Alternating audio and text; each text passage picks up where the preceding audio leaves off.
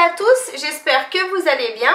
Donc aujourd'hui nous allons apprendre à coudre cette petite pochette bandoulière qui est super pratique parce que quand vous voulez sortir juste avec l'essentiel, par exemple 2-3 cartes, carte de fidélité, carte bancaire, vos cartes d'identité, téléphone, un petit porte-monnaie, vous pouvez utiliser ce petit sac du coup qui est super pratique. Donc il s'ouvre comme ça grâce à un bouton pression aimanté. On a une première poche ici à l'intérieur, une seconde, encore une autre ici et un porte-carte ici de ce côté. Donc le téléphone tient largement à l'intérieur et donc vous pouvez vous servir de cette petite pochette en bandoulière ou à l'épaule comme vous le souhaitez parce qu'elle a une anse réglable. Vous pouvez également enlever l'anse, retirer l'anse et vous servir de cette pochette pour la glisser à l'intérieur d'un autre grand sac si vous le souhaitez, si vous ne souhaitez pas à chaque fois tout enlever de votre grand sac. Donc vous allez voir, cette petite pochette est très simple à réaliser, donc elle est à la portée de tous je pense. Ne prenez pas un thermocollant trop épais, moi j'ai utilisé de la ciseline, je vous l'ai mis en lien dans le descriptif de la vidéo. Si la vidéo vous plaît, n'hésitez pas à la partager sur vos réseaux sociaux, à mettre un j'aime et à activer la petite cloche qui se trouve ici en bas. Pour réaliser ce sac, il nous faut un tissu extérieur, un thermocollant type ciseline, je vous mettrai le lien dans le descriptif, et un tissu doublure de 41 cm de haut par 24 cm de long.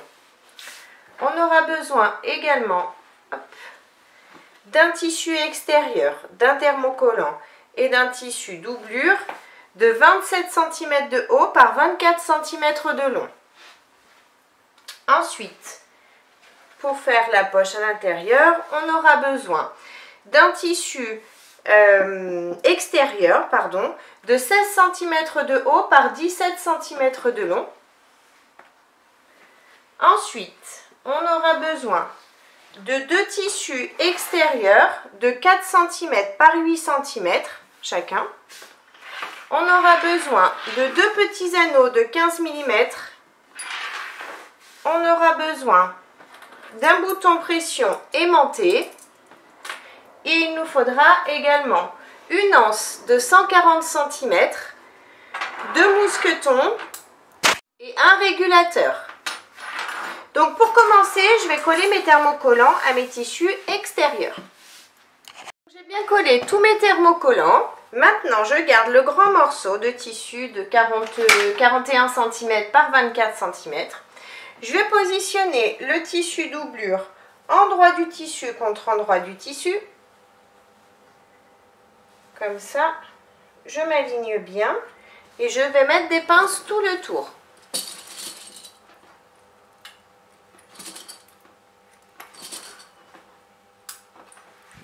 J'ai bien mis mes pinces, je vais donc faire une couture au point droit à 1 cm du bord, tout le tour, sauf ici, entre mes deux pinces rouges, je vais laisser une ouverture d'environ 8-10 cm pour pouvoir retourner ensuite mon projet. Donc je pars d'ici, je couds, ici, jusqu'à ma dernière pince et ici je ne couds pas.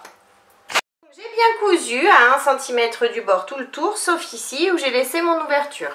Maintenant je vais casser mes angles, donc pour ça, hop, je mets juste des petits coups de ciseaux dans les angles en faisant attention de ne pas découper mes coutures, bien évidemment. Et maintenant, je vais donc retourner en passant par l'ouverture et bien sortir tous mes angles. On retourne délicatement et on ressort tous les angles bien correctement. Bien sorti donc, j'ai retourné, j'ai sorti mes angles. Maintenant, j'ai mon ouverture ici, donc on va passer un coup de fer et en même temps qu'on passe un coup de fer pour tout aplatir, on va marquer le pli ici de notre tissu. Et on passe le coup de fer. Repassé, donc j'ai marqué le pli de l'ouverture qui était ici comme vous le voyez.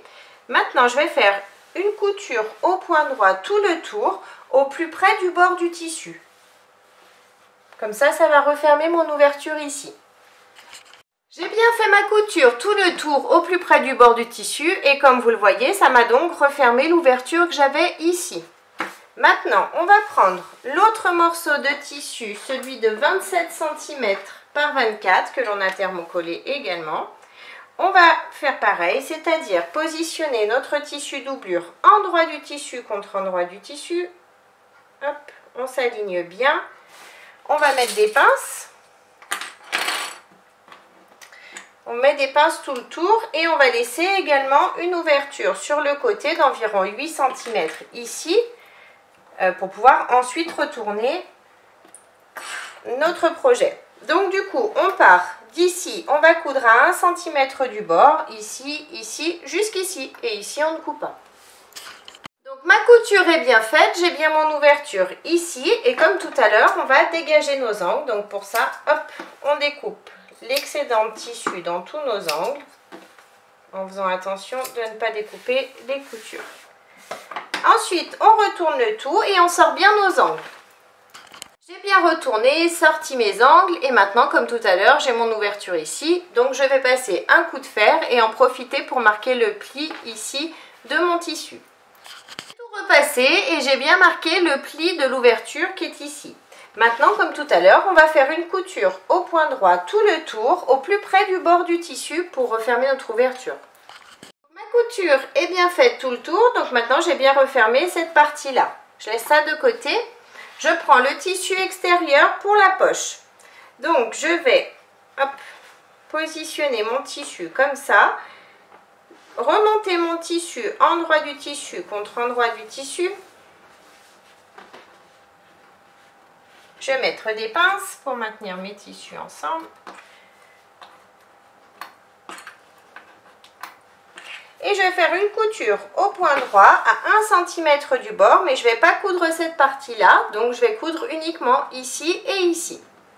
Mes coutures sont bien faites, j'ai bien mon ouverture ici au milieu. Donc comme tout à l'heure, on va découper les angles. On fait attention de ne pas découper notre couture. Et on retourne, on passe un coup de fer et on marque le pli de l'ouverture pour pouvoir le refermer tout à l'heure. J'ai tout repassé, donc je vais laisser comme ça. J'ai bien marqué le pli de l'ouverture et je laisse ça de côté. Maintenant, je prends les deux petits morceaux de tissu de 4 cm par 8 cm. Je vais prendre ma règle, mon crayon. Sur les 4 cm, je vais mesurer le milieu, donc c'est-à-dire 2 cm sur chacun des deux tissus. Ici et ici. Je vais replier la partie du haut jusqu'à ma ligne de 2 cm que je viens de tracer et la partie du bas également jusqu'à la ligne.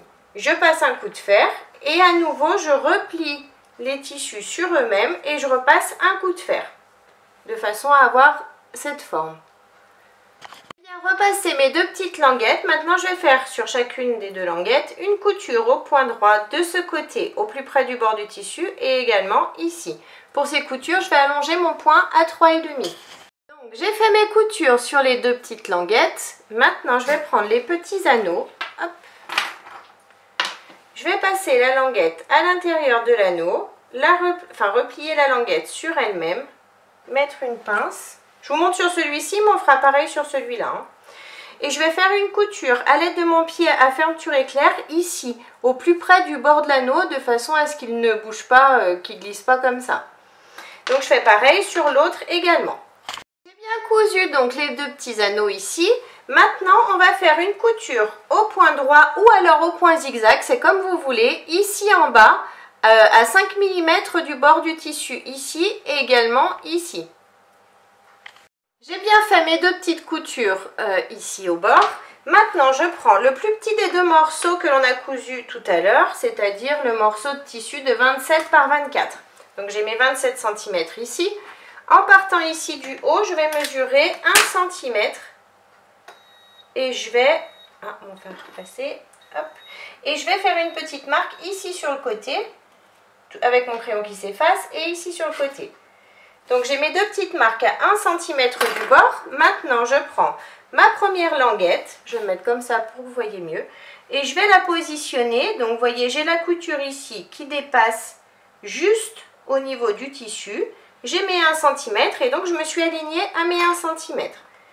Je mets une pince pour maintenir la languette. Je fais pareil de ce côté. Hop, couture ici qui dépasse juste. Je m'aligne à mes 1 cm et je mets une pince.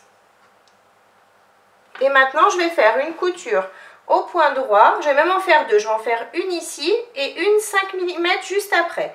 Une ici, à 5 mm du bord de la languette et 5 mm juste après. J'ai bien cousu mes deux petites languettes, maintenant je laisse ça de côté. Je prends cette partie de tissu et en partant d'ici de ce côté, je vais mesurer 13 cm. À 13 cm, je vais tracer une ligne à l'aide de mon crayon qui s'efface ou d'une craie ici tout le long. À partir de cette ligne, je vais à nouveau mesurer 13 cm. Hop, et je trace à nouveau une ligne. Ici et ici. Maintenant, je vais prendre mon morceau de tissu qui servira pour la poche. Donc, c'est le morceau de tissu qu'on n'a pas fermé tout à l'heure. Je vais chercher le milieu de ce morceau de tissu. Donc, pour ça, je le replie bord à bord. Je vais faire une petite marque à l'aide de mon crayon qui s'efface sur le milieu de mon tissu, ici et ici en bas. J'ai bien donc le milieu de mon tissu. Maintenant, je vais chercher le milieu également ici dans ma longueur. Donc, comme on a cousu à 1 cm du bord, on a 22 cm ici. Donc, à 11 cm, je vais faire une petite marque ici. Et ensuite, je vais le positionner. Donc, je vais mesurer 3 cm.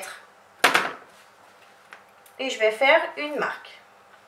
À nouveau sur le milieu, bien évidemment. Maintenant que j'ai fait ma marque ici, je prends cette partie, j'ai le milieu ici, je mets le milieu contre les 3 cm ici, je m'aligne bien, vous pouvez vérifier si vous le souhaitez d'être bien à 3 cm à chaque fois. Et vous mettez, on va mettre une épingle pour maintenir cette partie, les deux parties ensemble. Maintenant qu'on est bien positionné, on va prendre notre règle et on va relier le milieu contre le milieu ici de notre tissu, pour moi de mon tissu kaki. Toujours avec mon crayon qui s'efface, je trace une ligne et maintenant je vais coudre. Donc j'ai placé le milieu, enfin les 3 cm et le milieu de mon tissu contre cette partie là.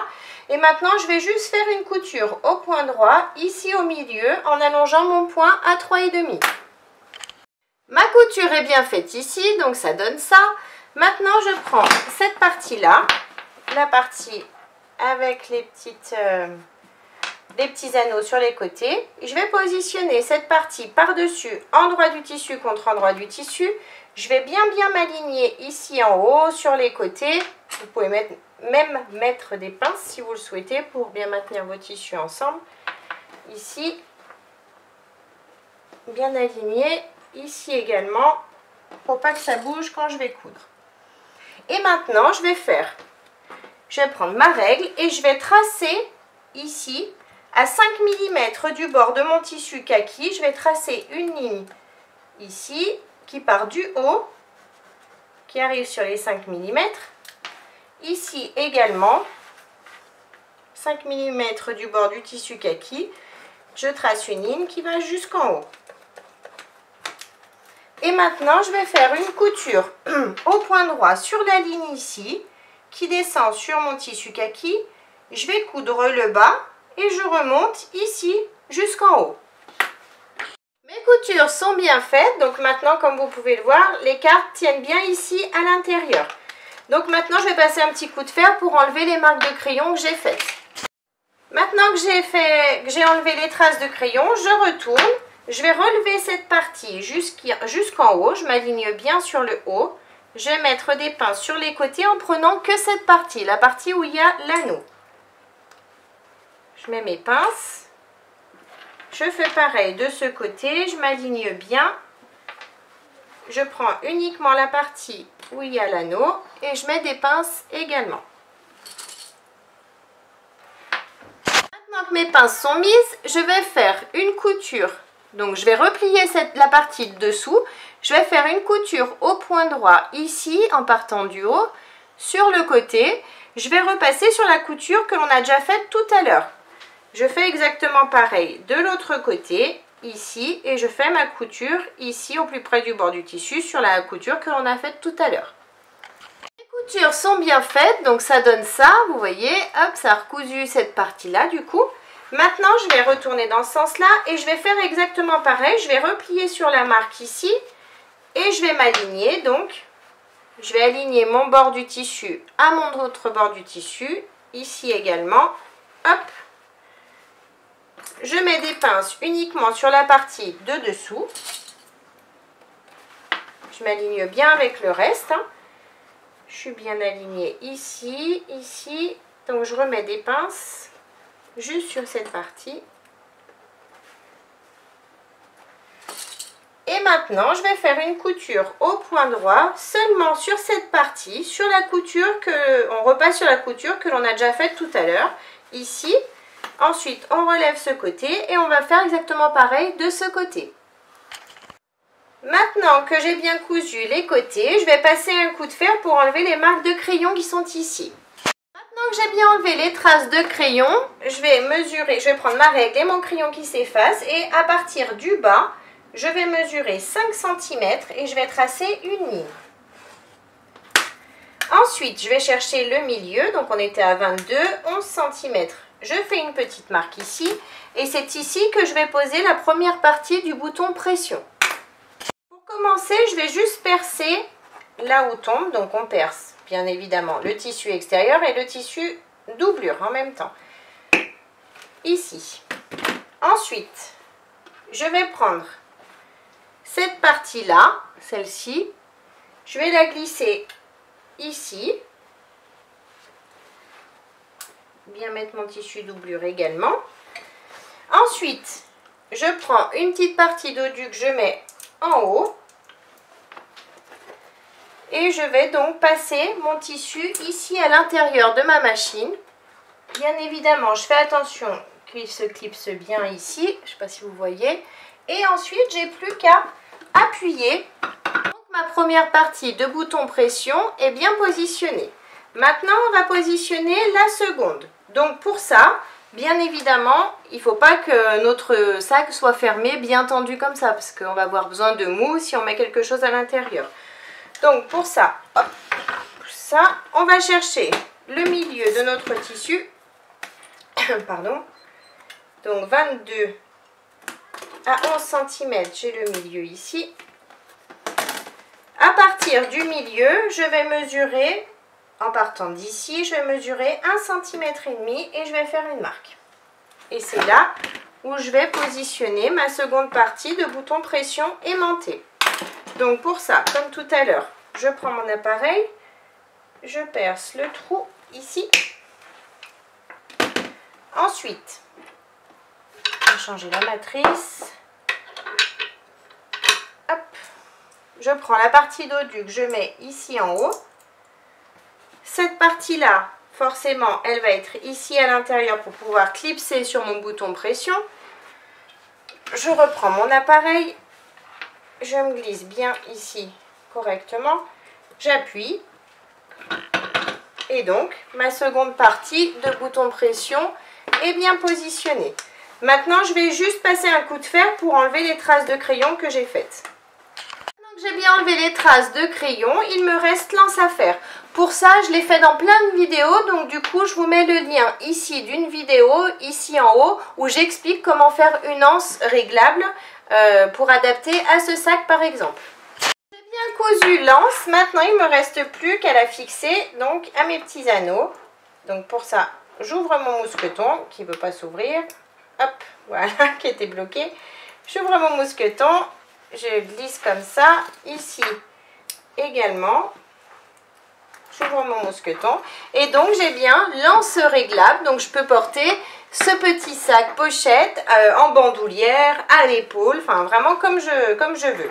Donc ici, dans ce sac, on a terminé notre sac. Ici à l'intérieur, on a bien une première poche, une seconde, un petit porte-carte ici.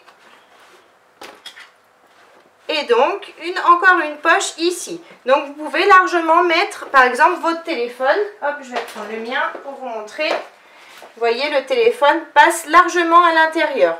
Le mien mesure, avec la coque, 16 cm et demi, on va dire, de hauteur. Donc, vous voyez, il y a largement de la place pour mettre le téléphone. Donc j'espère que la vidéo vous a plu.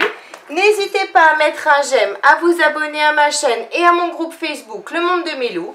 En attendant, je vous fais plein de gros bisous et je vous dis à très vite pour une prochaine vidéo. Bye bye!